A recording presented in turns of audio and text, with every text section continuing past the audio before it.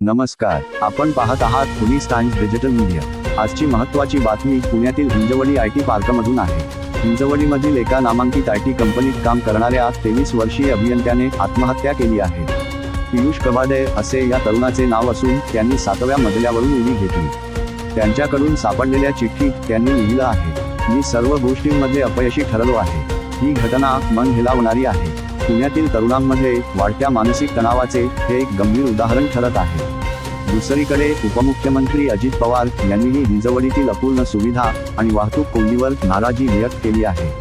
त्यांनी म्हटलं आहे की पुण्यातील अनेक आयटी कंपन्या आता बंगळुरू आणि हैदराबादकडे स्थलांतर करत आहेत। या पार्श्वभूमीवर एमआरडीएने हिंजवडी आणि पिरंगुट परिसरातील रस्त्यांचे काम लवकर पूर्ण करण्याचे आदेश दिले आहेत। तसेच पुणे मेट्रोचा शिवाजीनगर ते हिंजवडी मार्ग लवकरच सुरू होण्याची शक्यता आहे। हिंजवडीतील कामगार आणि नागरिकांनी ट्रॅफिक, पाणी, वीज आणि मूलभूत सुविधांबाबत नाराजी व्यक्त केली आहे।